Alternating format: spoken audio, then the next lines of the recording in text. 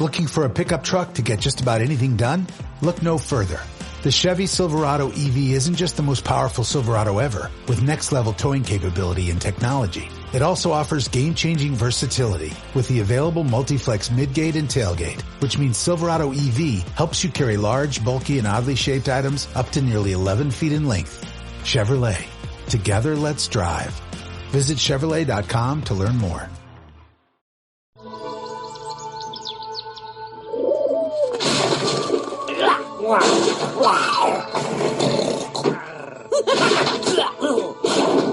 Oh, dear. Much better. Stitch is taken over.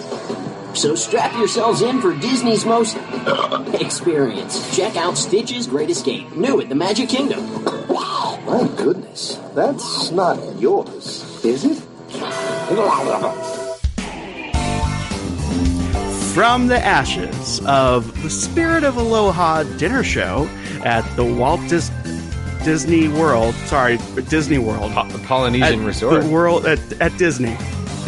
It's scraping the vault. Hello. Welcome. I forgot how we do this. So I'm just going to say you're listening to the Voice of America. My name is Dan. God and bless sitting Dan. right next to me, this is Audrey. She just spoke. Hello, Audrey. Aloha. Aloha as well. She is part of my Ohana. And who is also part of our podcast Ohana. That means family. Mm-hmm. That was Jimmy that just said aloha. Listener, you're not going to listen to this until after Audrey and Dan and I were together in Just like San Ohana, Diego. which means family. Yay. And when we were you're hoping here, to you're see- Ohana. That's right, because we're going to see Audrey do some improv, and unfortunately, Cheryl and Sheila will not be there. No, you said they're there, but they're playing characters. Yes. This is some exciting. secret back lore story for you, for the listeners in the know. Cheryl and Sheila have successfully infiltrated American improv theaters and have now, in character as Americans, joined an improvised soap opera called Point of Passion. Now, August 20th is the show that you guys are intending to see. Is technically our last show of the season, but we've been renewed. Summer stock. So there will be chances to see the show again for any of our San Diego listeners who want to catch an improvised soap opera. It's at Mockingbird Improv in Liberty Station, and that's all the plugging I'll do. It's on Saturdays. So Very good. Audrey, Find us on Instagram. that's stand up, right? You do stand up. It's kind of like stand up in that we're standing for a lot of it, but it's And you're saying not words like and stand-up. jokes. That's true. I have some yes. ideas I have some ideas for your skits sometimes. Thank you. Oh, but wait, hold on, guys. Hold on. This comes out August 30th. All right, let's do it again. Audrey, I loved watching your improv. It was so good. Awesome. Oh my God, you were Thank so you funny. so much. Thank you, guys. Yeah. It was actually my worst show, and I wish you had come seen it sooner. Oh, I'm sorry. I thought yeah, it was it was great. I loved it. Well, you're wrong. Oh, okay. Well, all seven of us there really, really had a good time. And Wait, let's try also- this again. Okay, Let's go ahead. do this role playing thing again. Okay. Mm-hmm. 3, 2, Audrey, 1. I didn't know that you. Okay, I was really impressed that you could just like cry on demand like that. Thank you so much. I actually did a really terrible job. It was the worst show I've ever done. Feels like the last take. Dang it. I'm not an wait. actor. I'm not used to this. Well, you're just That's a right. stand-up. You're so- stand-up comedian. But Dan, Disneyland was so fun. It was weird. We spent a couple of days at Disneyland with Eric and Hillary and Brianna. And Yeah, and look, I'm sorry I Hey, yelled guys. at everybody. I couldn't believe you did that. I could not believe you did that. But it was weird. It was, I mean, so the Disney jail, that's kind of, were you there for 3 hours? I don't remember. Now we have confirmation that it's actually there, and They the bars put are the not bendable. mayor of Disney in jail. It's Yeah. the first time a politician's ever been held. Oh my God, held that fight in in New jail. Orleans Square. Remember those guys? Oh yeah, That was yeah. weird. And then That was and then weird. and then we all peed in the cup with that lady. Yeah, we sure did. So much blood. What's funny is I peed in the cup in the bathroom. Well, yeah. Ah. Well, And then you brought it up for her. Then I brought it out. Yeah. Yeah. Okay, your turn. She just went for it right there. I'm surprised they let her back in. I brought out the full cup. Brought it to a cast member. Yeah, they made her a security manager. It's weird. Anyway, it's good to be back. Happy August 30th to everybody. We saw Lilo and Stitch 2. Stitch has a glitch. Oh, boy, does he. It's 2005 American direct-to-video animated science fiction comedy drama film. Ooh, say more words, please. Produced by the Australian office of Disney Toon Studios. No way. Who, Sheila? Is Sheila here? She with you? No, she's not. What? Listen to this. This thought it was interesting. So, first of all, in the opening credits, it says Disney Animation Studios, but this is saying Disney Toon Studios in Australia. It's the third film released in the Lilo and Stitch franchise, not the last, by the way. And the second film in the franchise's chronology, taking place between the events of 2002's Lilo and Stitch, to which this film series serves as a sequel to, and the 2003 direct-to-video Stitch, the movie, which we've already reviewed on this podcast. Do we know what it was about? No, we don't. I can tell you what it was about. Not memorable.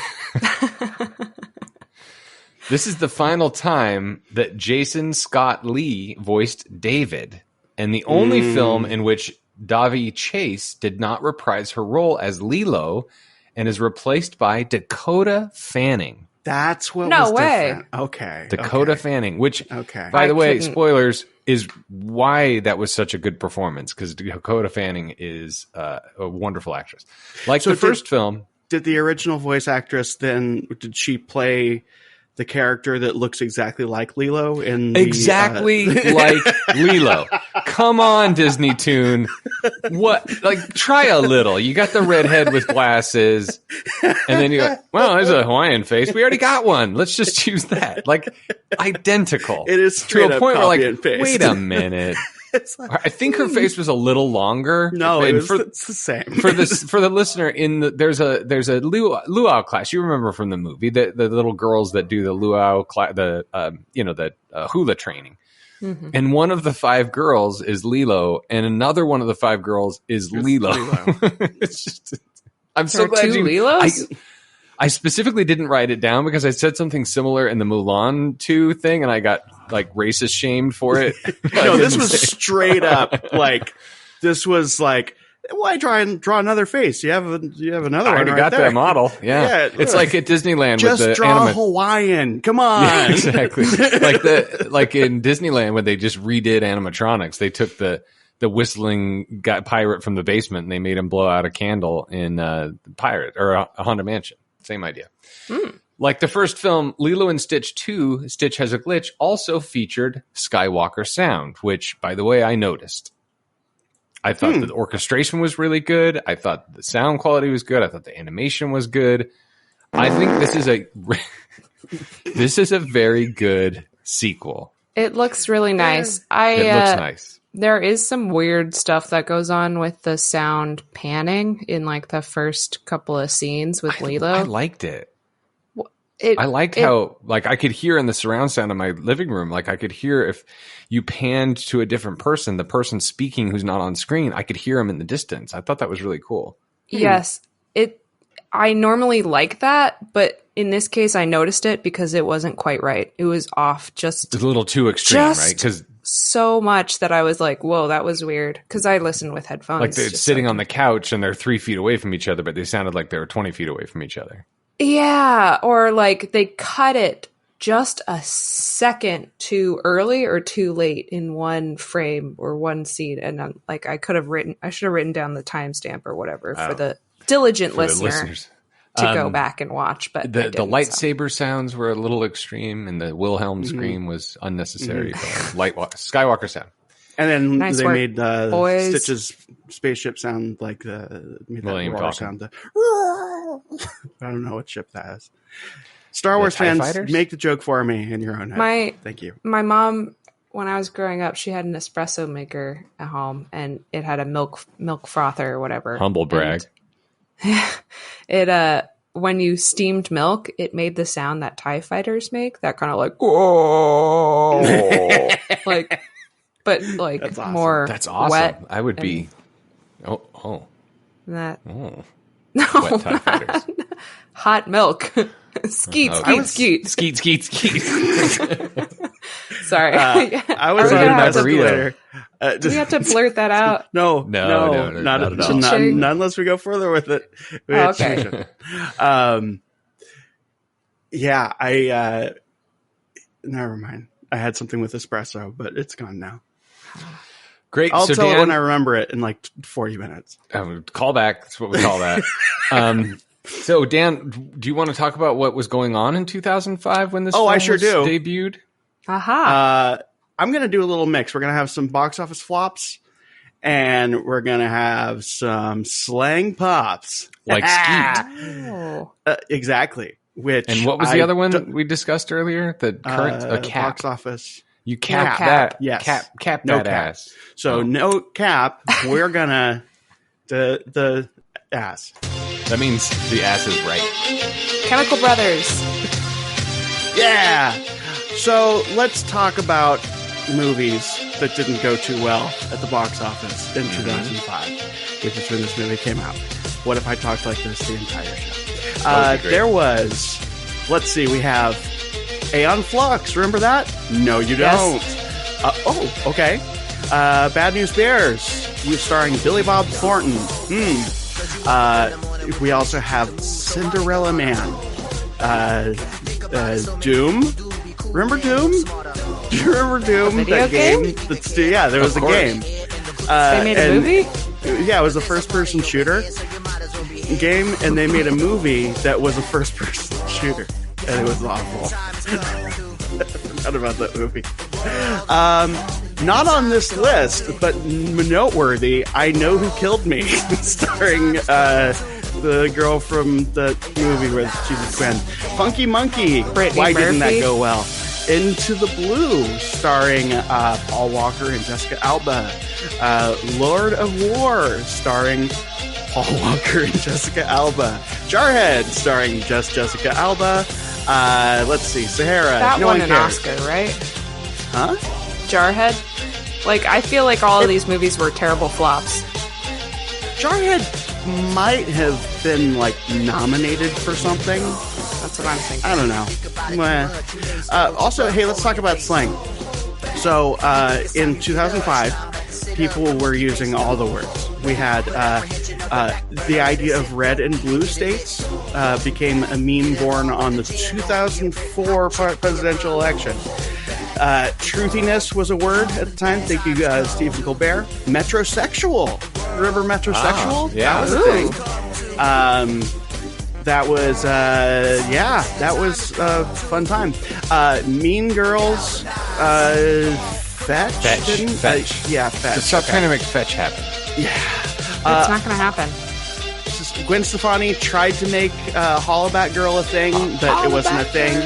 And then Jump the Couch.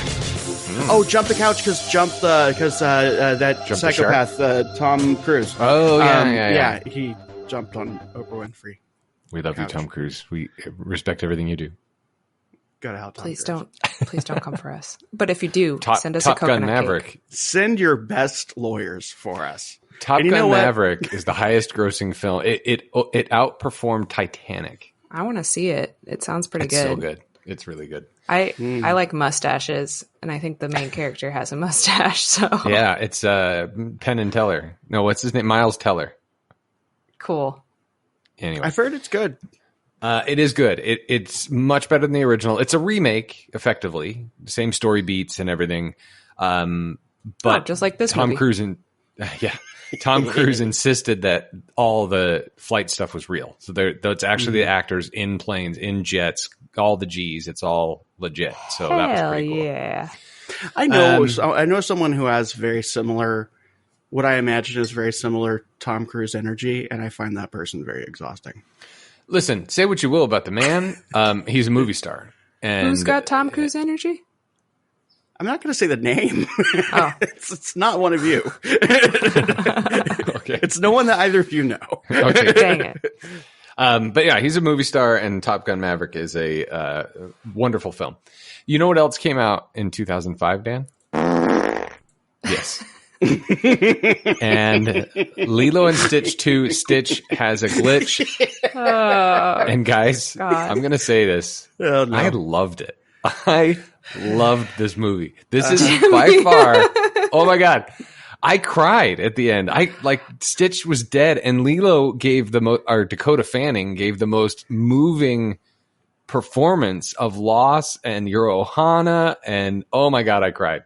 It was. I mean, not like sobbed, but that moment did stand out. Before we get into this, just so to make this easier on you to going forward, I had a very visceral reaction to this movie. Mm-hmm. Not up front, but about 2 minutes in, I was like, it was bad, and I even texted both of you saying that this movie is literally my nightmare. Yeah. I mean, because just one sentence would solve all the conflict. Well, yeah, and in the meantime, everyone is like, we'll get into it, but I think what was it? The Cinderella. It was one of the Cinderella sequels that we addressed it more clearly what that nightmare is. But, however, towards the end, it did start to win me over. I'm going to say this is at the top of the sequel list for me. This is the best sequel that we've watched so far. Yeah, and it's possible that if I wasn't approaching it with the stuff in my head that I was approaching it with, some of it's personal, some of it's professional, and we'll get into that as well. It's possible I could have enjoyed this movie, but I hated it for most of it. Wow. Like, serious. Like, I was bothered by it. Like, I was like offended by this movie in several ways. Well, let's break it down. I want to know what it was and how that visceral reaction, why it came, and see if I can understand how to hate. All right. So here's what happened in this movie. What? Wait. Yeah. Did you guys have an idea of what you thought the movie was going to be about? Because I did. Oh, no, I don't. Go ahead. Okay. Here's my stupid story. Stitch 2. Stitch has a glitch. Stitch is secretly Stitch Toshi Nakamoto and invents Bitcoin.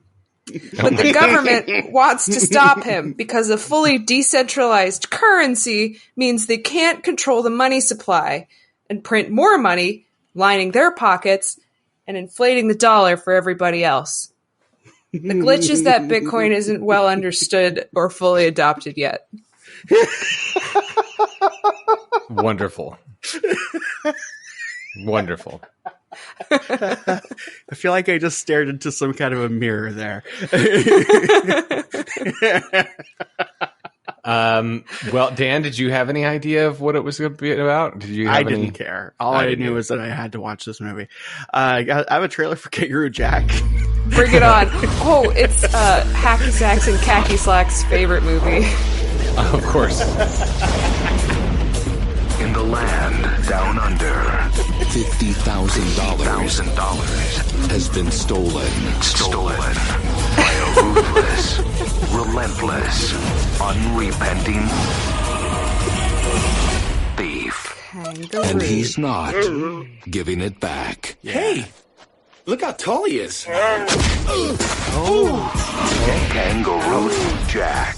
I put the money in the jacket, and the jacket on the kangaroo. $50,000? Yeah, and now he hopping away. Wow. Yeah, well, it's appropriate, Dan, because this film was produced by the Australian office of Disney Toon Studios. How did you know? It was? Yeah. The Australian Disney Toon Studios. It's appropriate because Australia is relatively close to Hawaii, right? Mm-hmm. They're Polynesia, right? I mean, anyway, I think Australia was represented in the Spirit of Aloha dinner show. Was it? I know that New Zealand was, I think. Anyway. All right. So here's what happened in Lilo and Stitch 2, Stitch has a glitch.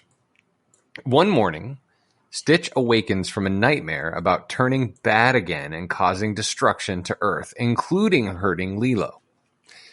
After consoling Stitch by reminding him that she knows he would never cause harm to her, Lilo tests his goodness level by having him do a few good deeds.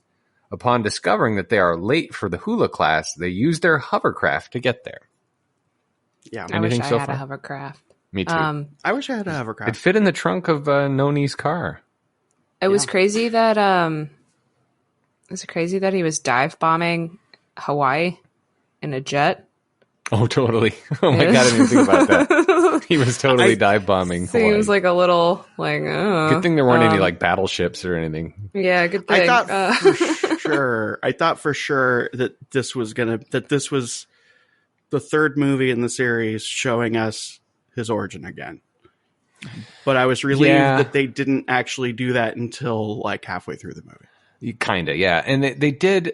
I mean, and it was a scene that was relevant to the plot of why he has a glitch, right? And it didn't feel like shoehorned. It felt like an explanation that they could have done earlier. Yeah, I mean, except for it doesn't feel shoehorned, except for the fact that it kind of rewrites part of the origin story. A little bit, but I don't think it adds more detail. Yeah, more detail. The other thing, so it's going to be one of those episodes. like we're not ganging up on you. I said flat out at the beginning, I loved it. It was my favorite one so far. So it's not going to be one of those. I used to, I don't know, watching the like stress dreams Stitch had just reminded me, like I hardcore dieted for a while, and I used to have nightmares about eating too much food. Like Audrey from Vacation. Huh? Audrey, the daughter of European Vacation, because she was trying to diet to look good for her boyfriend, and she had those dreams where she overate and like exploded. It's so and her silly. name was Audrey. Were you in that movie? Was that you? What? Is that movie about you? Oh, wait, you weren't born yet. No, I'm sorry. So one line that I wrote down, David Ogden Steyer's Scraping the Vault All-Star. Yay! He and cannot win with and the Mike Wazowski, the tall Mike Wazowski character. I don't know the name. Sully? No, tall one with the one eye that's in this movie. Peakley. Anyway. Played by the guy from Kids in the Hall. Yeah, and by the way, all repeating cast, all the original cast with the exception of Lilo, Dakota Fanning. So they're coming through the kitchen, and Noni, who doesn't really have a story arc, there's this kind of subplot of she doesn't love David anymore after 3 weeks of dating, which was really stupid. But she's the mom. She's the mom, take care of everyone. She's the mother character. She's taking care of everybody, including these two aliens. And David Ogden Stiers comes out. They're going to go hit the town or whatever. And Noni says, "No more crop circles." And he's like, "All the other aliens do it." I liked it. So here's the interesting thing: is you said that she doesn't really have a character arc. No, and that's true. However, one of the issues that I have throughout this is that if you think about the situation, here's a family that their mother, Ohana, that their mother died. Mm-hmm. So it's just the two of them. Yeah. They're really struggling, and like in all sorts of ways. That is a family dealing with trauma. Yeah. And it is addressed, and it could make this such a deeper story without making it like too complex or whatever. Like children can handle these sorts of things. Sprinkle a little bit of that in there, and this story becomes so much richer and so much more interesting. But instead, they just kind of talk about it for 2 seconds towards the end. Yeah. I mean, they do bring up mom, and this does feel like a continuation of the first movie where they are dealing with trauma and struggle, and they're trying to find their family identity. And then Stitch becomes Ohana, and then the aliens evidently. So it's still kind of a continuation. Noni has a job, and she's still struggling to keep everything. Nani? Her name's Nani. Sorry. She's still struggling to keep everything together. So that's just sort of a good continuation. But nothing ever really changes. And the mom wasn't really brought up in the first movie, I don't think. No, but it's brought up a lot in this movie, but it's not ever like dealt with. It's just like, oh, blah, blah, blah, because mom died and that's really sad. And that adds to the character and that explains why these things are happening. Just like, oh, dead mom, kid's a pain in the ass. Let's move on. Yeah. That's fair. Because that's not what the movie's about. But it kind of is, but it's really more about love is more powerful than death, which is the arc that I really enjoyed. And it was life imitating art in the movie, if that makes sense. And it didn't hit me till the end when life literally was more powerful than death. And I really appreciated how the luau, the hula that she's performing or trying to perform through the whole movie is the movie. Yeah. That was a nice. I loved that. I love that story. Encompassing. I guess where I'm coming from is, if that is ultimately what the movie is about, then you don't have to wait till the last 10 minutes to actually make that apparent. But I don't think they are. I think the whole movie is building up to that ending by going through this hula over and over and over again. That is the movie. And anyway, we'll get to it. But so Lilo and her mom, maybe it's her mom, is the other little girl because they look exactly alike. While at the hula class, Kumu announces that Lilo and her classmates will be prepared to perform at the local May Day festival. Each student is required to create an original dance. Lilo is inspired when Kumu tells her about her mother being in the festival at her age and winning, giving her a picture of the event. So Lilo's mother looks exactly like Lilo, except that she has a plumeria in her ear. No bangs either. Oh, is that it? Lilo has tiny little bangs, and her mom does not. Also, how old is the school teacher? And how does the teacher know that there's a picture of Lilo's mom in this book, unless he taught both of them? I don't know. I mean, I mean, if she was a very good dancer, then it's possible that it's like something that all the teachers know about. You know? I mean, I get what you're saying, and I'm not saying that you're wrong, but there's also...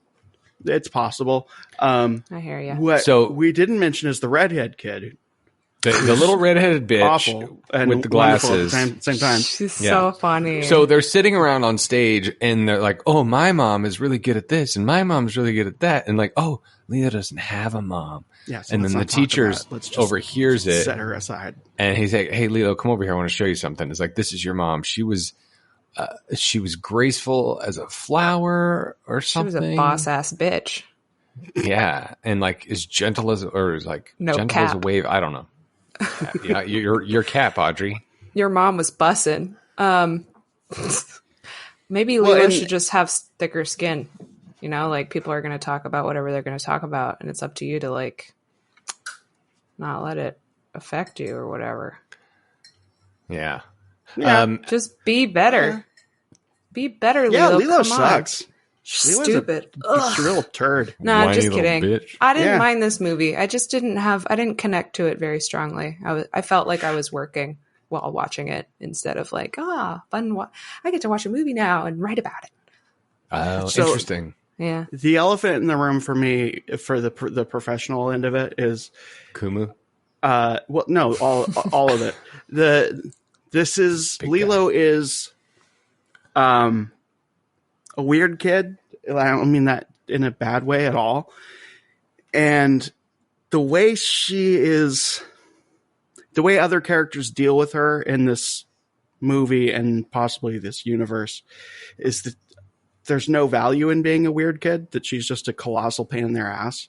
Mm-hmm. And when I see this, because I work in the education industry, specifically in special education, specifically kids with learning disabilities, I'm not saying that that's Lilo at all, but there comes a point where you're kind of just being an asshole if you're not finding a value in this kid's inherent value and instead going like, we don't want to deal with you. Go play with your stupid thing that looks like a dog. Yeah. You're a pain in the ass. You're always in trouble. And by the way, something wrong. There's clearly a problem here. And you, 8-year-old, you're you're the fault. You're at fault. You need to fix it. 7. It's 7. There's no accountability for adult figures or anyone, even the kids around her, to go like, oh, she's weird, but like, that's cool. That's fine. Listener, this is hitting Dan close to home. Yeah, it is. Because it's like, no cap. You're missing out. First of all, you're doing damage to the child, but you're also missing out on who this kid is. And yeah, we, the audience, gets to see that. That's fine. That's totally cool. We get that. But at the same time, this character that we're supposed to care about is living a fucking nightmare because she's surrounded by people who refuse to see any value in who she is. That's why she has her Ohana. I understand why you hate this movie now, Dan. I fully understand it. It makes so much sense to me because I'm not watching it with the same level of quote unquote baggage. Well, and there is that baggage too, but I'm not going to get too much into that. I'm in therapy. Everything's fine. But but that's the thing. It's professionally and it's both of the things. And like, it's also doing that thing where like, okay, well, you haven't gotten to this yet, but since we're here, David Ogden Stiers, when he discovers that like, oh no, there's a problem with Stitch, instead of saying like, hey, everybody, Stitch might act a little bit weird. Right, exactly. So like, give him some space and just be ready for this because this could cause some serious destruction. Yeah, the central conflict of this film could have been resolved. The story could still happen without people being utter fucking assholes to each other and constantly on the attack. But there would be no conflict with Lilo and the problems because she resents Stitch because he's being bad, like by choice. She feels like he's being bad by choice, despite the fact that his eyes turn green every time. That she doesn't see that part. I say, what if you present it as a story where these are two characters who are experiencing something difficult and they address it the way people in that age group address it, where you could still have the drama, you can still have the conflict, but it doesn't need to be you, Lilo, you're bad as a person. Stitch, you're bad as a creature because of these different things that we're failing to see, that we, the caretakers in your lives, are just neglecting entirely. Which is a result of your circumstance and or creation in the form of Stitch. Your circumstance, you are that thing because of and you're bad because you're that thing. Right. Everything about it is perfectly understandable. And if they were an actual Ohana that actually supported each other and cared about each other, then they would be able to communicate these things and still have the story. Which is why I hear what you're saying. Sorry, Audrey, but which is why I appreciate at the end that Lilo acknowledges that and says, "Listen, I was telling you I needed you, but you needed me more than I needed you. Totally. I wasn't there. You're my family.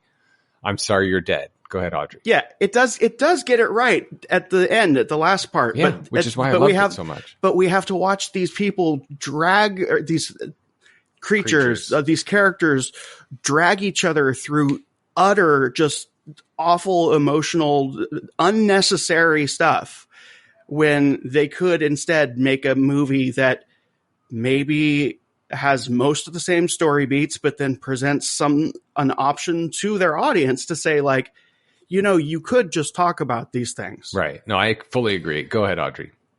I think maybe this is from before I'm just going to use a lot of vocal fillers until I can figure out what I needed to say succinctly. No, I'm just Audrey what I want to say.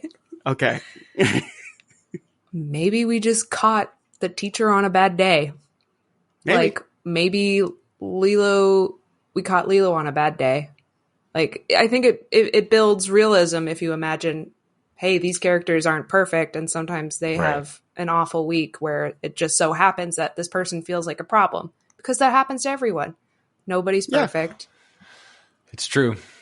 All right. So the second paragraph of my story here. After the hula class ends, Myrtle, who's the little redheaded one with the glasses, insults Lilo by telling her that she will never be like her mother, causing her to start a fight with her. However, after taking pictures of the brawl, Stitch forgets to flush the evidence.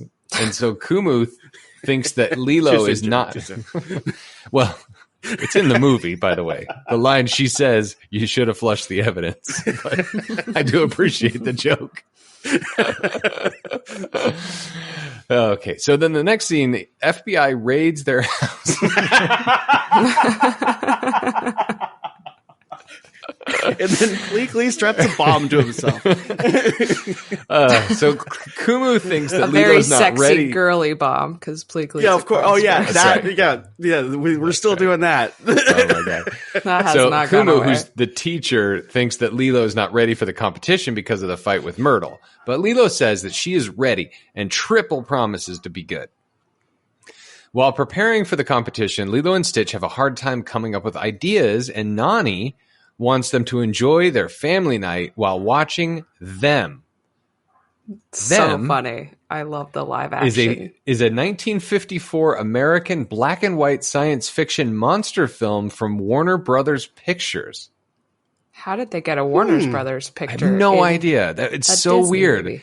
So first of all, it's a cartoon. It's hand-drawn animation for the most part. And they are watching TV, but they're watching a live-action black and white Warner Brothers horror movie. It was so surreal. Yeah, it was weird. I like that they did that. So Nani wants to watch this movie on Family Fun Night. But Stitch's past comes back to haunt him, and he goes berserk in the house. It turns out that after Stitch was created, Jumba, who's David Ogden Stiers, did not get the chance to fully charge Stitch's molecules as the intergalactic police arrested him, disrupting the process.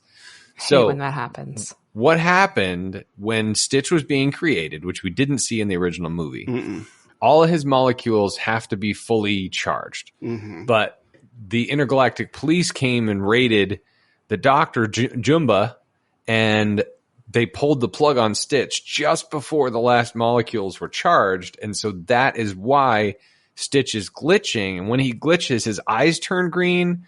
And visibly, it's not like only us, the audience, can see it. His eyes turn green. Something is going on. And he goes to bad mode. Like he just destroy mode like the original Stitch we met.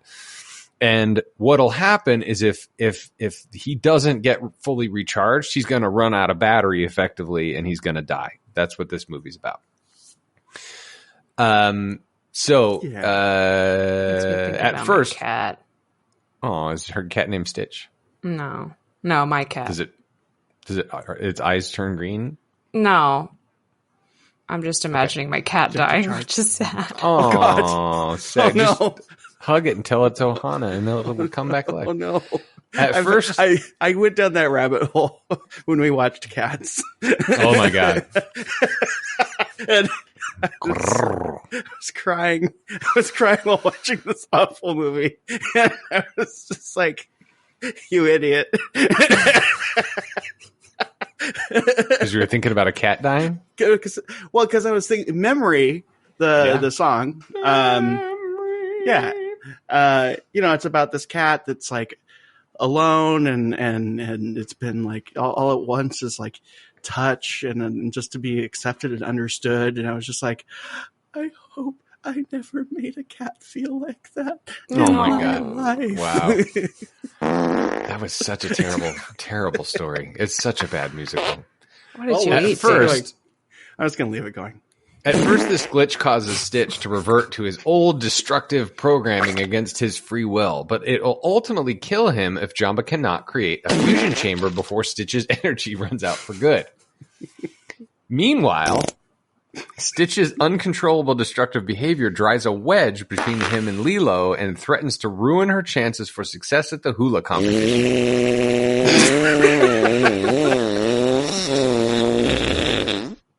And with that, let's take a commercial break. The #1 selling product of its kind with over 20 years of research and innovation. Botox Cosmetic, out of botulinum toxin A, is a prescription medicine used to temporarily make moderate to severe frown lines, crow's feet, and forehead lines look better in adults. Effects of Botox Cosmetic may spread hours to weeks after injection, causing serious symptoms. Alert your doctor right away as difficulty swallowing, speaking, breathing, eye problems, or muscle weakness may be a sign of a life-threatening condition. Patients with these conditions before injection are at highest risk. Don't receive Botox Cosmetic if you have a skin infection. Side effects may include allergic reactions, injection site pain, headache, eyebrow and eyelid drooping, and eyelid swelling. Allergic reactions can include rash, welts, asthma symptoms, and dizziness. Tell your doctor about medical history, muscle or nerve conditions including ALS or Lou Gehrig's disease, myasthenia gravis, or Lambert-Eaton syndrome and medications, including botulinum toxins, as these may increase the risk of serious side effects. For full safety information, visit BotoxCosmetic.com or call 877-351-0300. See for yourself at BotoxCosmetic.com. And we're back. What was saying? Lilo and Stitch try to be inspired for their hula, but Stitch keeps malfunctioning because of his molecules. Since Lilo is so concerned about winning the competition, she fails to notice Stitch's glitch. Which is what frustrates Dan so much, which is not his fault. And she believes his new behavior is deliberate and begins to neglect him, much to his chagrin and eventual distress. In a subplot, Nani's boyfriend David believes Nani is losing interest in him. Pleakley comes to his aid and tries to give advice on romance. Okay. So this is the dumb subplot I was talking about before. They've been together a couple of weeks. They're watching a movie. It's a bad horror movie. Nani, who is, working her butt off to run the household and work and everything else, she falls asleep. So Pleakley tells David that she's not interested anymore. And the whole subplot is because Pleakley was saying this, and now Pleakley's coming to his aid to make her more interested. It was so stupid. He's red pilling David. Sure. Whatever. David. No. Yeah, David. Yeah, because he's reading. This is a little detail that we get early in the movie is Pleakley can't help around the house because he's busy studying things like daytime soap operas and fashion magazines and which is hilarious because those aren't typically male things to do. And he's alien, and he dresses up as women a lot in this movie. And they're terrible representations of real people. It's funny because it's not normal. That's why it's funny. And he's a skinny alien with one eyeball. And he's annoying because he's acting like a woman, and women are annoying. Women are so annoying. Red pill, do, blaze I don't know what it. that means. I don't know either.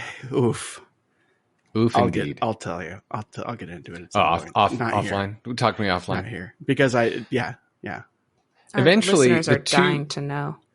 The two devise a hula based on the is one pill.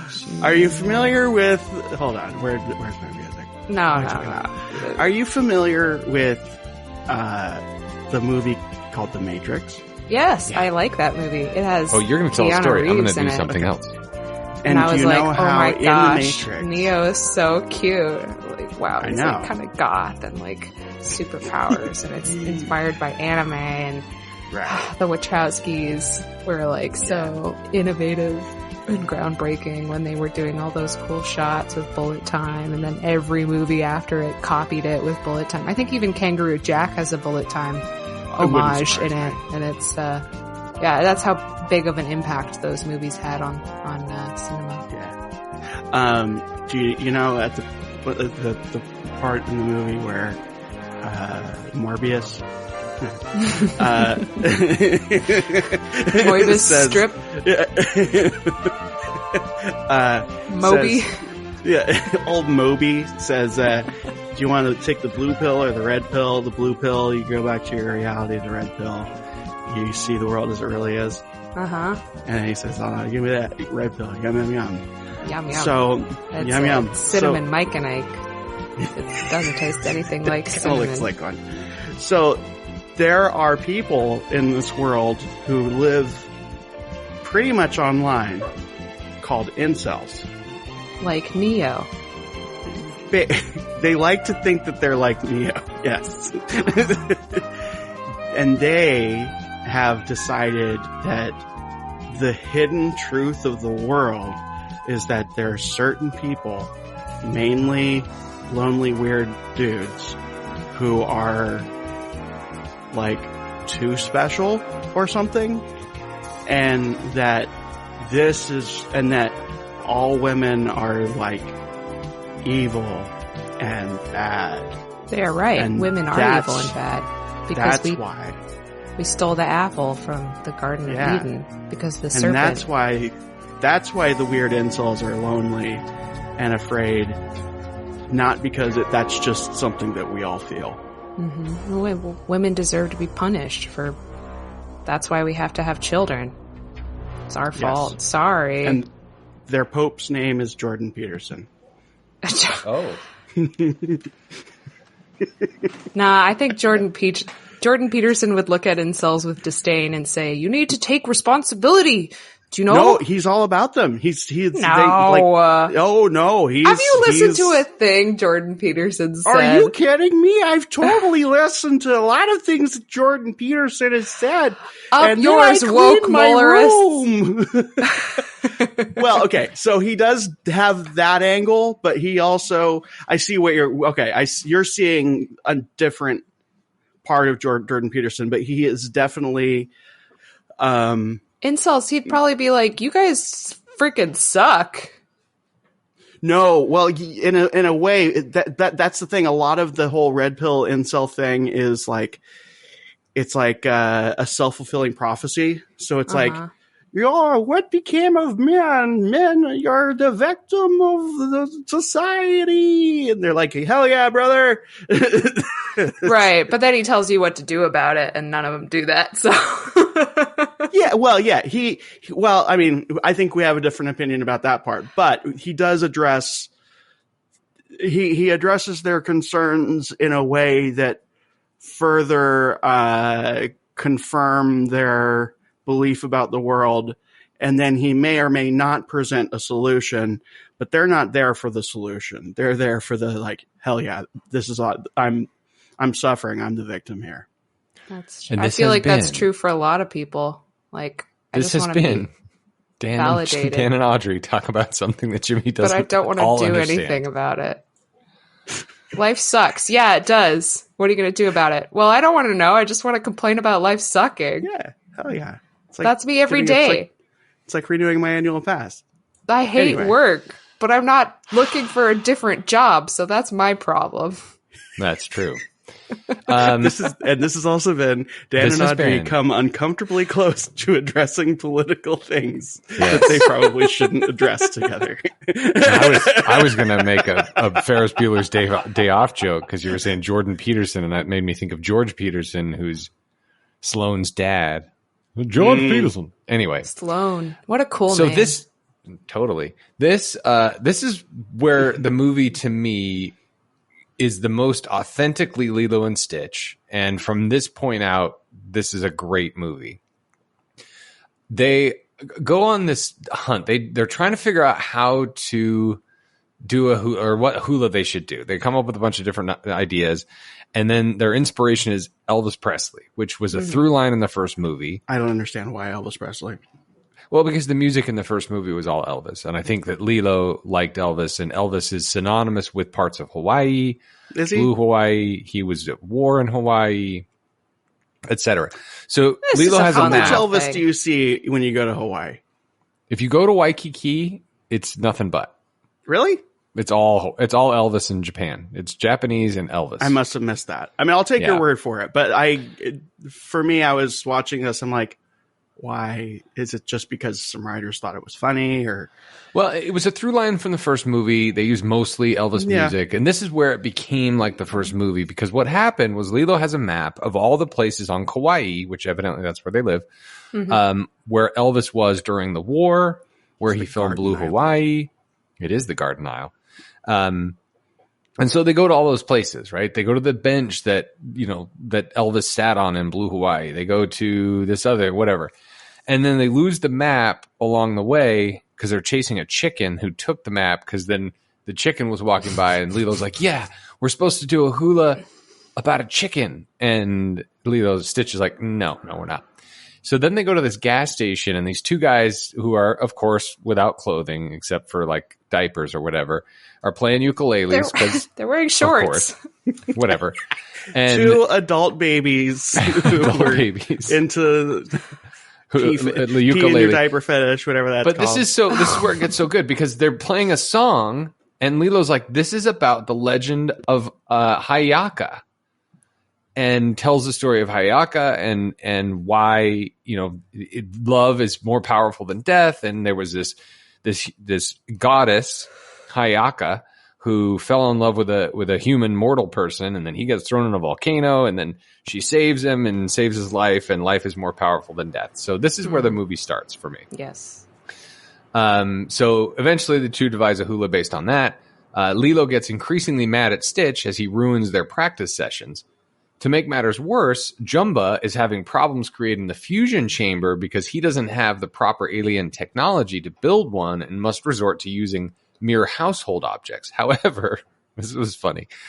On the day of the competition, Stitch arrives just before Lilo is about to perform. Before that, there's a whole couple of beats about where Jumba is trying to make this thing. So he's like, okay, we need all these items to Jico. What's his name? Bleakley. So Bleakley. I don't know.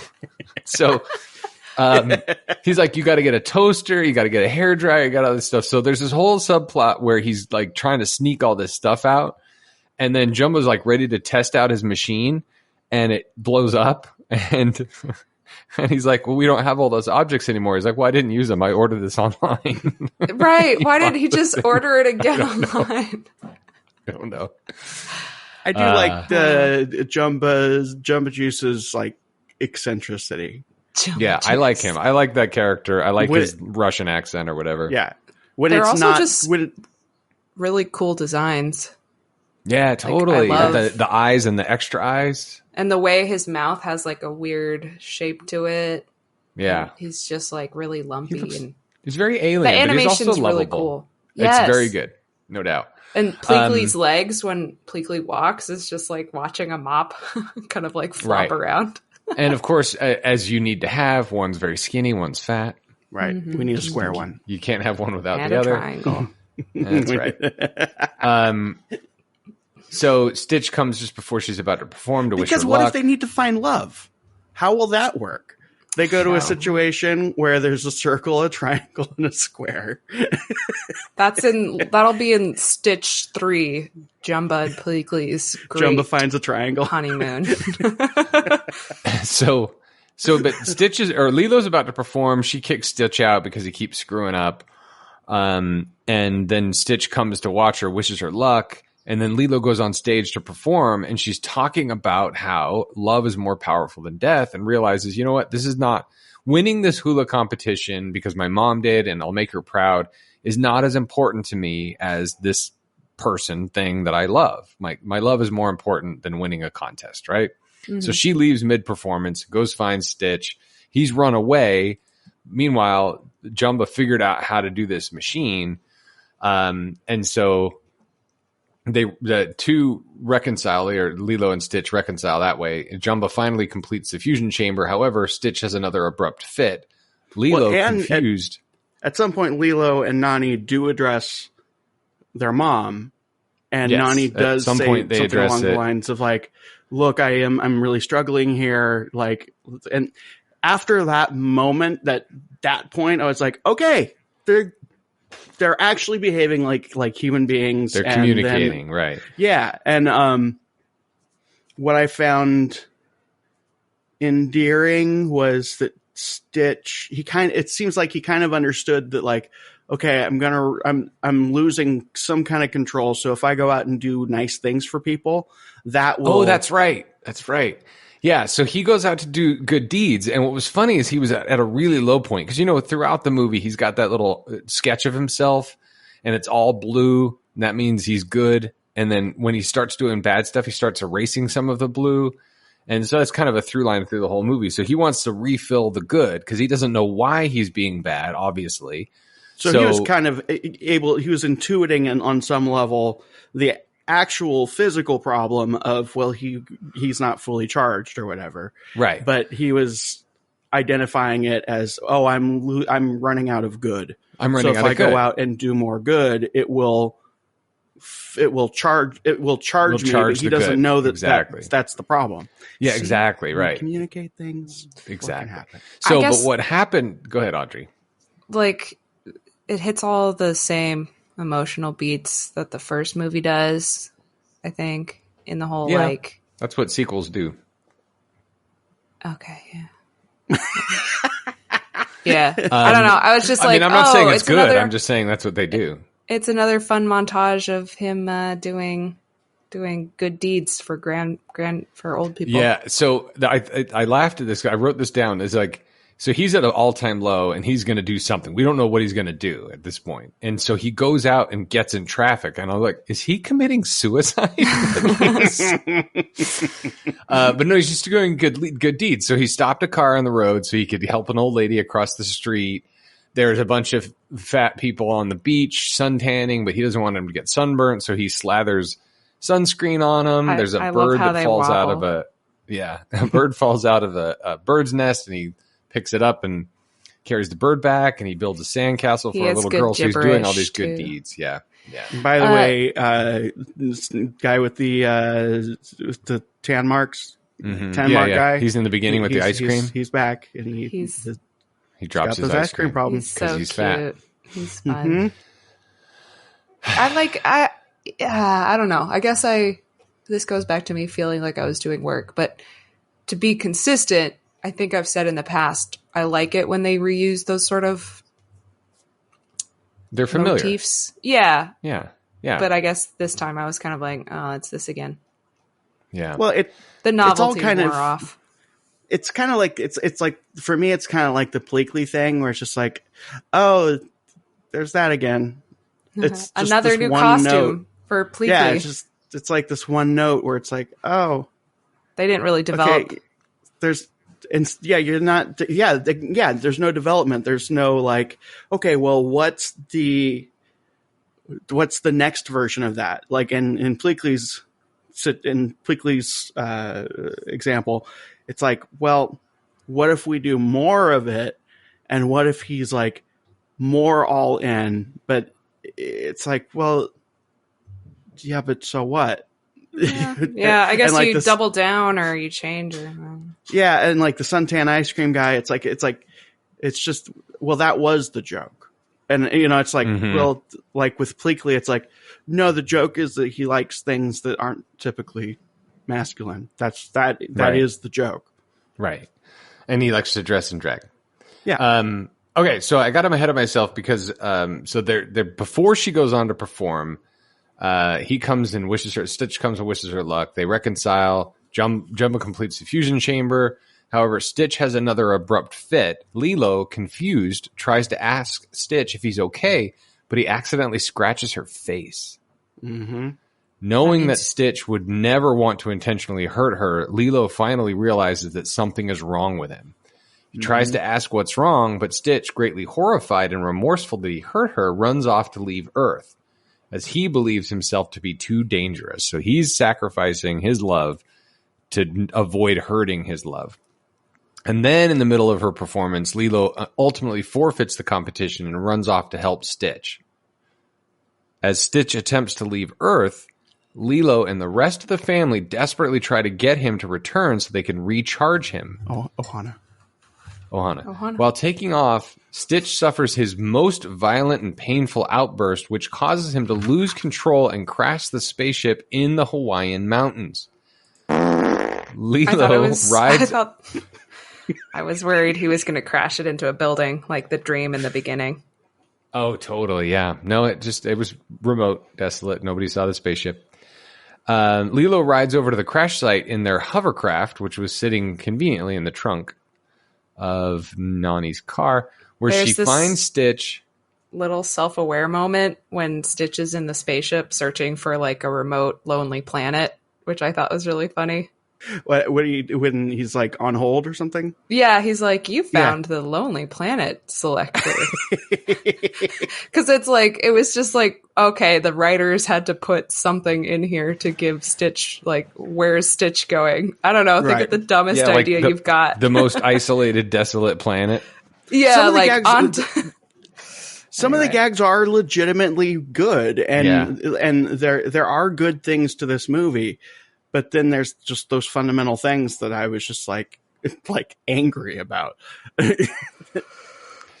So she gets the hovercraft. She finds Stitch. Sorry, I'm almost done, Audrey. She finds Stitch injured and close to death.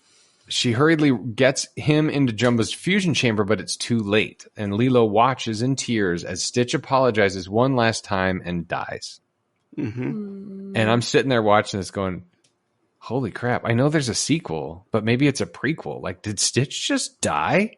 And then Jumba says, just to make sure. And he walks up with a pistol. Oh, jeez. And he does Cap. Stitch your Cap, Audrey. In the head. So it was a legit moment. It was touching, but then Lilo gives him this impassioned speech. Cheers to Dakota Fanning, where, like I've been saying all along, they've been practicing this hula that's about love being more powerful than death. Stitch dies, and Lilo's love for Stitch and her recognition of the fact that she wasn't paying attention to the fact that he needed her because he was glitching. She was so selfishly worried about her own performance and winning that she acknowledges that. That was incredibly powerful. And that brought his energy back up. He's fully recharged from all this love and affection and acknowledgement of family. And that's where I cried. You know what that means, Jimmy? That means that all of Jumba Juice's creatures are powered by love. By love, Aww. Exactly. Which is more powerful than death. Jumba's a good guy. It was not as really powerful as an NFT. Moment. Oh my God. I have to tell you later, this is the stupidest thing. I came up with an alternate definition of an NFT. It's NFT, inappropriate. For those who are listening and don't know what it stands for, non-fungible token. What was your definition, Jim? You're going to have to bleep. Sorry. I've already created plenty of work for myself. Go ahead. If a girl has small boobs, they're non. Jesus. I really thought that was. There's no way. I thought that, you know how sometimes you're like, oh, okay, I think I know what category of joke this is going to be. I think I know, like. I haven't said that out loud yet. I've only thought it to myself and giggled to myself. Going, and I think I know. Okay, I kind of know. And then someone comes along and they say that. You're like, oh. Okay. Anyway, NFTs. All right. So when a disheartened Jumba Juice takes Stitch out of the chamber, Lilo holds him close and sadly apologizes for her treatment of him, having finally understood that while she kept saying that she needed him, he needed her more. She said that he is her Ohana and therefore will always love him, and breaks down in tears. Everyone grieves for a time as Lilo weeps, but Stitch eventually awakens, much to everyone's happiness. Pleakley is at a loss for words, to which Jumba explains what happened. Stitch was revived by the power of love. Exactly. Love is more powerful than death, and that's when it hit me. I'm like, oh, the movie's been trying to tell us the whole time. Mm-hmm. Later that night. Yeah, I don't know. You're right. That was a really great. One more sentence. Later that night, the family, along with David, performs Lilo's hula dance on an empty stage, and Nani tells Lilo that their mother. Well, they're just performing because, they have to perform the hula. They have to because they've been practicing the whole movie. I thought, and I'm very relieved that I was not right, that they would make it back in time before the competition ended, and Lilo would do the dance and win the competition. And I'm so glad that didn't happen. But she needed to get the dance out for the audience. You have to tie that bow. So they're out there doing it. And the one thing we didn't mention was that when Lilo and Nani started communicating, they talked about evidently their room has a sunroof. So they're looking out into the I know. They're looking out into the stars, and they're like, "Oh, remember when Mom used to make up all these constellations and ha ha ha." So they're sitting there, Lilo's hula dance, they're doing it on an empty stage, and Nani tells Lilo that their mother would be proud of her, and they pan to the sky, and a star twinkles to justify it. The end. I liked it, guys. Yeah. It really was a very emotional performance. It was. I was not taking the movie seriously up until that point, and then I was like, oh. Yeah, I think I agree, but I think it was again the little montage of Elvis stuff that really kicked in for me. And the training montage was funny too. The training montage. Yeah, training montage is good. Yeah. By the way, Ving Rhames was credited in this film, but did not make an appearance. Huh. Yeah. Bubbles? I thought that was weird. Yeah, Bubbles. Huh. That's Maybe it's a post-credit scene that I didn't wait for. No, there wasn't one. I checked. Okay. Guys, you want to know what we're going to drink tonight? Yeah, definitely. Listener, sometimes I have beer at the ready, and I won't tell you why I always pick a beer relevant to the movie again, because I've said it a million times, but I don't always have one in the back pocket. So I did some searching, and I've got a story. It's 2 paragraphs. I'm not going to talk about beer notes and whatever, but I was looking for something that was about aliens and Hawaii, and is there a beer that kind of combines that? The Lanakai Brewing Company in Hawaii, LBC, founder and brewmaster Steve Humschild was always fascinated with space as a boy and always admired NASA, the independent government organization responsible for space exploration and the 1969 moon landing. Ooh. Forever an explorer and professionally educated scientist, he chased other passions, eventually leading him to become an entrepreneur and eventually starting the Lanakai Brewing Company. Steve has a passion for wild ales and decided to give a try for bio-prospecting native Hawaiian yeast all over the state of Hawaii, from the volcanoes, the beaches, the farms, and even the sea. Cool. After almost 3 years of work, LBC finally cracked the code on mobile coal shipping and started to share native Hawaiian beers. Around this time, Steve met a former NASA ER-2 pilot while on a 205-mile Ranger run and immediately became friends. Years later, other ER-2 pilots worked with Lanakai Brewing Company to collect yeast from outside the Earth's atmosphere, flying through the microcosmos above Hawaii. Shut up. The capture worked, and later LBC went on to produce its first UFO IPA, which stands for Unidentified Fermenting Object, Interplanetary Ale. What? Wow. They used yeast floating in outer space above Hawaii to make beer. That's so sick. Where do I find this beer? Well, listen to this. They did it for the 50th anniversary of the moon landing. Hold on. They did this for the 50th anniversary of the moon landing, and the beer sold out in days. It's gone. Isn't that cool? That is Space so beer. Cool. So it's Hawaii, and it's alien, it's outer space, and it's beer. That's the and it perfect looks like beer. it has been sold out. Okay, so and you were saying, yeah, like I said, it's sold out like in days. But it was for the 50th anniversary of the moon landing, which was just 3 years ago. Dang, Isn't that cool? that's freaking wild. Yeah, so that's what we're not going to be drinking because it's sold out. So, Audrey, what are we going to be eating? Poi, I hope. Nothing but poi. Unfortunately not. I hate to disappoint. It's kind of inspired, I guess, by Nani's crazy movie snacks that she makes. You know how she has like eyeball dumplings. Like theme stuff, like bao buns, but they're shaped like eyeballs. Yeah, those were creepy and too realistic. Totally, and they mirrored the art for Bleakley's eye. Yes, they looked like his eye, but we're gonna have spaghetti octopus hot dogs. So you cut up hot dogs and then you stick raw spaghetti into them. And then you boil those two things, and then the spaghetti cooks and the hot dog cooks. But then you have stringy spaghetti inside of hot dogs, and they look like octopuses. And then pro tip, Audrey. Pro tip. Real thing. Yes. If you cut the hot dog halfway up, you cut it like 3/4 of the way up in half, and then you do a diagonal split of that, and split. You have 4 little hot dog sticks, boil them, and the actual hot dog looks like an octopus. Well, then that's where I thought you were going with that, but I didn't know that you could do spaghetti in a hot dog. You can do spaghetti in a hot dog, And it seems like something a 7-year-old would love. And Lilo is in fact 7. And maybe we'll have some like frozen corn pea carrot medley on the side because you got to eat your veggies. Right. I had a whole themed Halloween dinner last year. Ooh.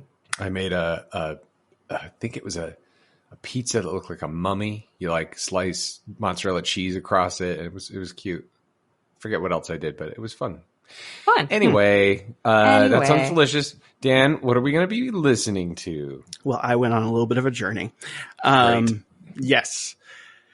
I don't know if it's linear. I'm trying to figure out how to explain how I got here. So in thinking about Elvis being in this movie and thinking why Elvis, which Jimmy, I believe what you're saying before the explanation, I was thinking, wouldn't it be, as I often do, I went down the road of like, it'd really been pretty cool if they would have given like some sort of like an island based musician a little bit of recognition for this. And I thought, hey, well, what does that sound like beyond like what we're used to and we've heard in like lobbies of tiki themed hotels or whatever. And I went through some rabbit holes there and I found out that, a lot of it is kind of has a reggae feel to it, which kind of makes sense. And, you know, the contemporary stuff, and you have there's a lot of different influences and traditions that go into it. But for some reason, and again, this is just me doing one night of research, they kind of all navigate to a reggae direction, that was interesting for me. However, I have none of that because I then started, the ADHD kicked in, and I said to myself, hey, remember mashups? And because mashups were a thing that happened, and they didn't take off, but they could have. And I don't know why they didn't take off, but they still do happen. Well, they didn't take off in a really big. They had the potential to be a very, very big deal, but instead they just became a thing that just exists on YouTube now. And it started happening around the time, a few years before this movie came out, but around this time. And I thought, I need to acknowledge that this as a thing before we move any further on the timeline. And so, Jimmy, are you familiar with what mashups are? Yes, Audrey, of course. Seems like you are. Okay. Here is one. So for the uninitiated, how would either of you explain a mashup, since I've been talking nonstop for a while? Well, to me, no, Audrey, you go. It's when you take two songs that have a similar chord structure and maybe beat and theme possibly, and mash them together. So maybe you have the chorus melody from one song, but the backing track of another song, and they happen to fit really well together, and you play them at the same time. Right. Yeah, it's like that thing that your brain sometimes does where it's like you'll have a song playing in your head, and then it'll get like another song that's similar will get joined in. And a bunch of nerds, that other song over. Right. Yeah, it happens and to me all the time. A bunch of nerds came in and said, hey, let's do that. So I'm just going to play some examples because it's fun. This is Hot Fame. It's a combination of David Bowie's Fame and James Brown's Hot.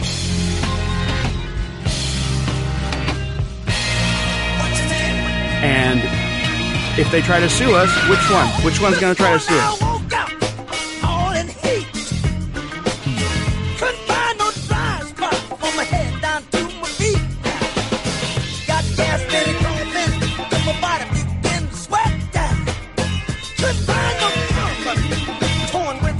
So you take, it's kind of like Best of Both Worlds kind of thing.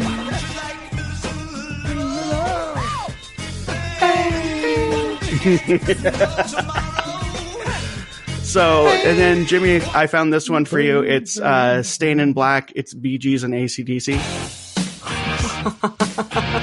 Because I like the Bee Gees? I think you said you did at some point. I do like the Bee Gees. You can tell by the way I use I love it. I love it. So, I'm going down these roads and I'm hearing this and I get some, I get some others that are like, I get some that are 4 different tracks. There's a Bowie, Michael Jackson, Daft Punk, and then there's the Eurythmics, Dire Straits, Soft Cell, and it gets nuts. And then this broke my brain.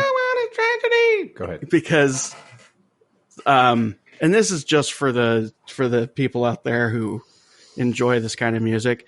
This is Justice and Daft Punk, and it positively broke my brain because these are 2 artists who deal in crunchy French electronic music, and oh my god.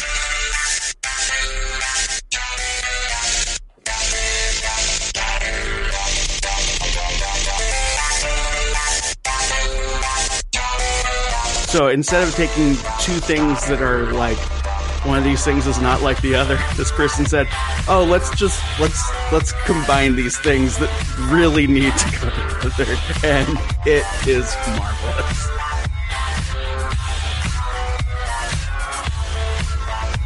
Robot Rock used to be my phone ringtone. Oh, yeah. Okay, by the way, works. Anyone out there who has allowed themselves to get into Daft Punk, just do it. We love you. They're so fun. They're so the best. fun. Daft Punk forever. I don't know. I like the Bee Gees AC/DC mashup better because it's. Oh yeah. It's more of a mashup instead of a blend. If that makes sense. Like it's 2 things colliding versus 2 things kind of like enmeshing. And that's why I think that kind of thing, it would have just taken a couple DJs in, big markets going like, hey, this is my show now. I'm going to just showcase this. Instead, we got the world we live in now. Fun fact, the song Grease from the movie Grease was performed by Frankie Valli, written by the Bee Gees. Oh. There you go. Fact of the show. Okay. Rest in peace. Well, thanks for listening. It's Lilo and Stitch 2. Stay tuned for our next release. Oh, by the way, the next movie in chronological order is Pooh's Heffalump Halloween movie. All right. So that would technically come out on September 30th, unless we come up with something else like, I don't know, Grease. Because Dan hasn't seen it. Could do Grease we have to do September. it for we got a request to do Mamma Mia. We did in fact have a listener request Mamma Mia. We could do that, which is Grease-esque. We could do that for September and then do Pooh's Halloween Heffalump movie for October 30th release. I like none of these options, but I mean, this is the show we do. So, well, listener, when September 30th rolls around, you'll figure out what we decided. Yep. In the meantime, you can listen to ourselves and other shows like The Supreme Resort, which is a podcast about Disneyland, Disney World, which is better. Dan and I are going to Disneyland. Yes, we are. Before this comes out, we already talked about it. We've already been. It was great. There were fights, and we peed in cups. Yes. And then there's the Ears Up in Depth, the Star Wars show, and then So rate and review us, guys. We love it when you talk about our show, talk about Sheila and Cheryl. They're fun. I think we've had a request for them to come back. And yeah, just, are you listening on iTunes? Probably, because most of our listeners are on iTunes.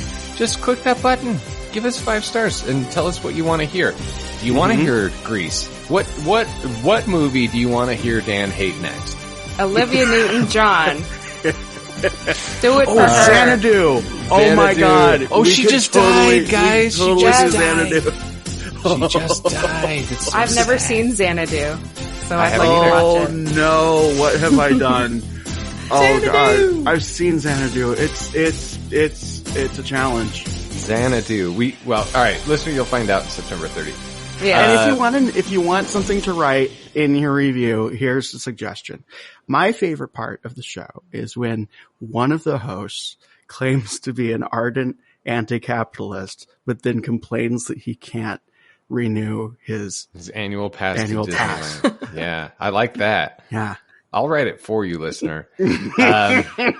Anyway, guys, so reach out to us if you don't want to rate and review us, or you want to give us suggestions or recommendations or ideas. I'm Jimmy at earsup-podcast.com. That's JIMMY.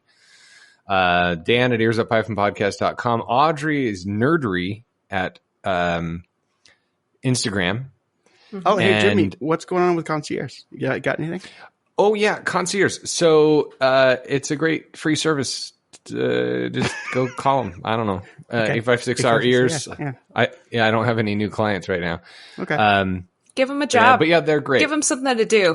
Ooh, gift ideas, guys. What if a listener calls Concierge, 856 our ears, or emails us, jhunt@concierge.com, and they say, hey, we heard about Concierge from Scraping the Vault. What should we give them? Someone can have my notebook of movie notes when I finish it. I'm getting very close. Photocopies. No, the actual notebook. Whoa, Audrey's actual notebook of these movies. Giraffes. Actually, the Smithsonian's going to be pissed. I just thought of a possibility here when you said gift and gift ideas. The holidays are not around the corner, but they are. They will be coming. Listen, I went to Buc-ee's. The listeners who knows what Buc-ee's is. I went to Buc-ee's last week on my way home from Florida, from Epcot, and all the Halloween stuff was out. What? All of it. It's not even. And the first not so scary Halloween party last week. Oh my God. Yeah. So wait, pumpkin spice lattes are coming back though. That's exciting. I do like a pumpkin spice Anyway, the holidays are around the corner, Dan. So holidays are around the corner, and we do have this place where we don't necessarily know right now what we are going to be watching. Mm-hmm. So if you, listener, have someone in your life who you would like us, if there's a movie that they enjoy that is awful and ridiculous and they're aware of it, or like anything like that, challenging, just anything that you think that, you're a listener of the show. If there's someone in your life that you would like to get them the gift of us watching their favorite awful movie for free, suggest it. That's a good idea. That sounds like fun. I'm not going to guarantee that we will do it, and honestly, listener, there are less of you than you probably think. So if you're listening to this and you're thinking like, ooh, I totally have that idea. My friend so-and-so loves this movie that is just a pile of trash. Let us know. And there's a good chance if it is interesting to us, there's a good chance that we could be able to do it. Absolutely. And by the way, even if you want to just send us an email about that, but if you use Concierge and say that you heard about us from Scraping the Vault, there we go. Then you are guaranteed that victory. Oh my goodness. Guaranteed. Okay. Because that means we might have to do more than 5 minutes. Yeah, in the next 5 minutes, 856 hours here. And you get a special greeting from Sheila from Hacky Sacks and Khaki Socks. Oh, you know her, don't you? Let's promise more. We will also send you pre-nibbled green M&Ms. Okay. One by one. All right, so far we have, you can pick our next show. You can get Audrey's notebook. You can get a voicemail from Sheila from the Australian group. You can get pre-nibbled M&Ms, all green, just green. Let's just knock one of those off.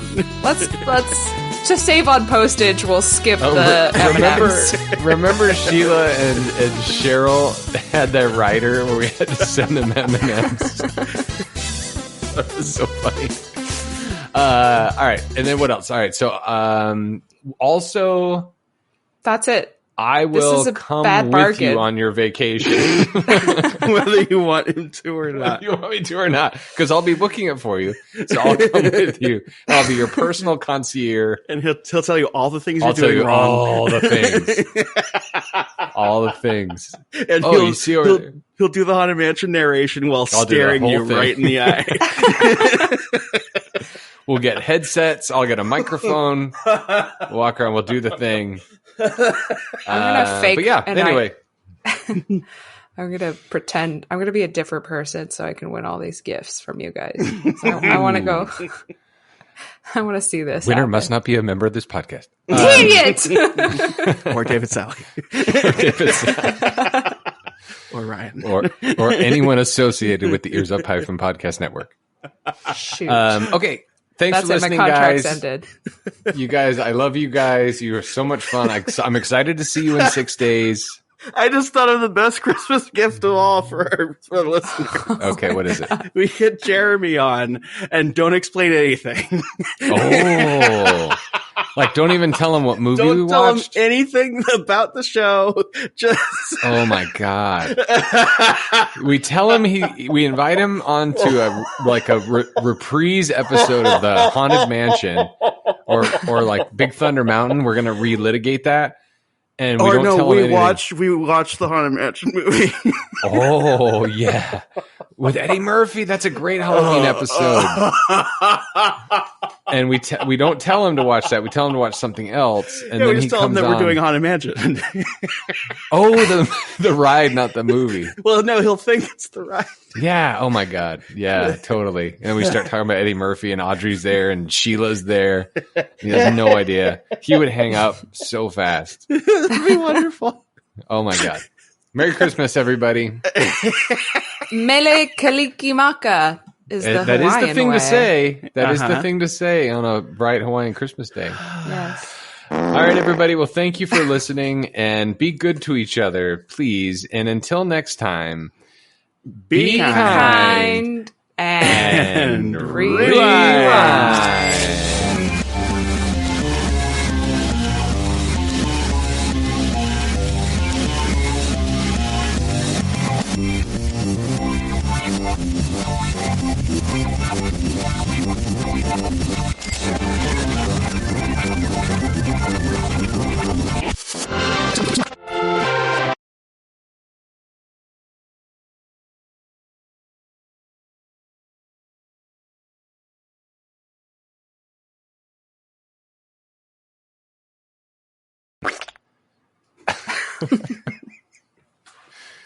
Disney Princess Enchanted Tales.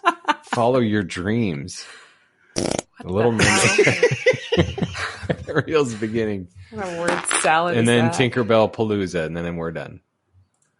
Hold on. Okay. Disney products received 10 Toy of the Year nominations. Freeform's Motherland Fort Salem starts stellar. Disneyland Resort announces the return of the holiday season July. Oh, there we go. That's it. That'll be perfect.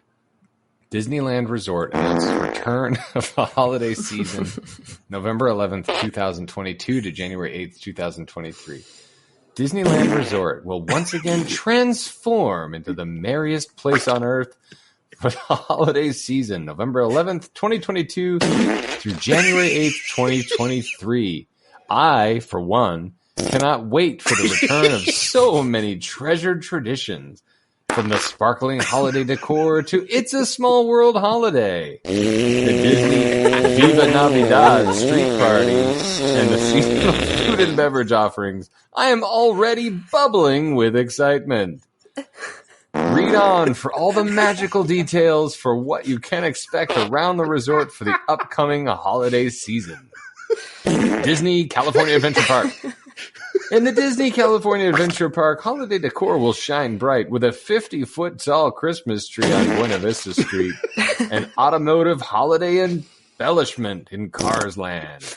The nighttime spectacular World of Color Season of Light will bring holiday magic by fusing cherished holiday music with memorable moments from treasured Disney animated films. Like Lilo and Stitch 2, Stitch Has a Glitch.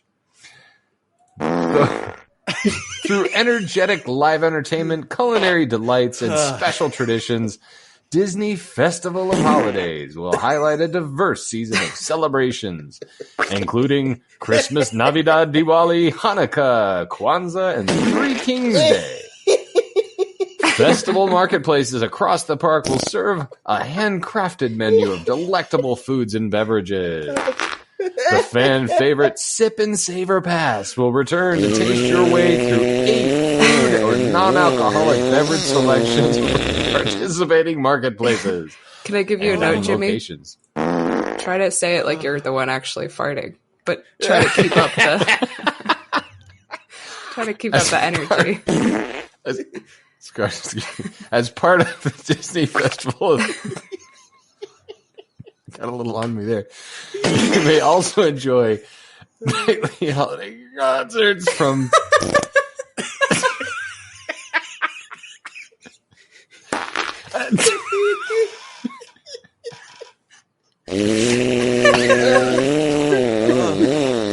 So what we're really saying is, Jeremy, please come on our show. Oh my god. Oh my god.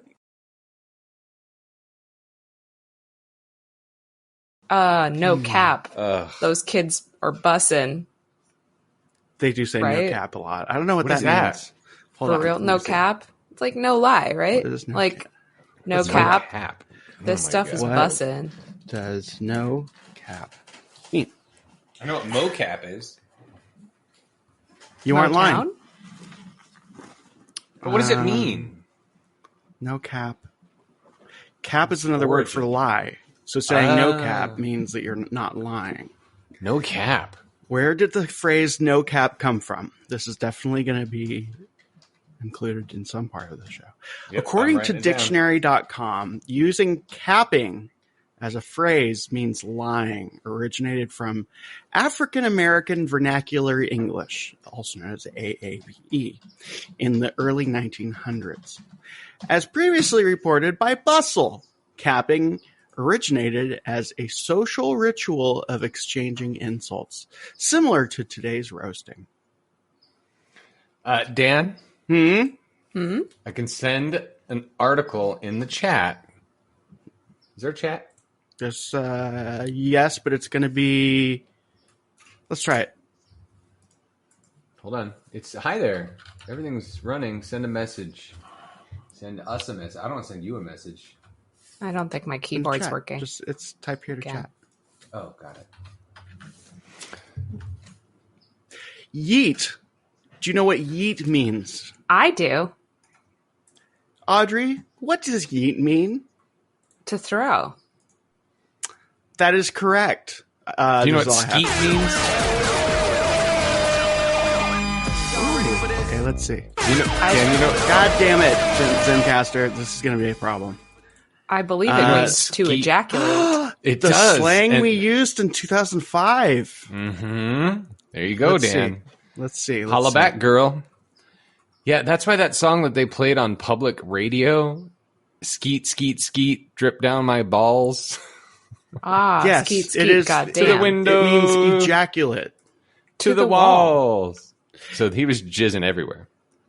My goodness. I have a story about that word that is funny, but also probably super racist.